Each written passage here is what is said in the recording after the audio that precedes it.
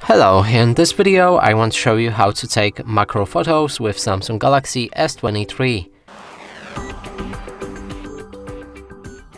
And to do this you will need to open the camera. Right here find more, and now if we go for the Pro, we'll be able to make a macro photo as there's no actual macro mode in this phone.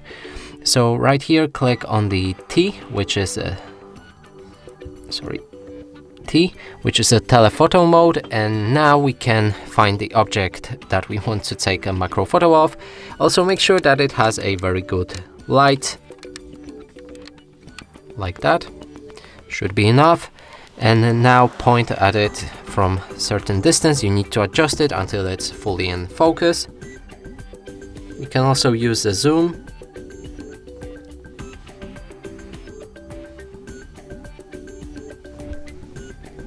So you can't see the camera now, but I'm gonna show you the picture anyway.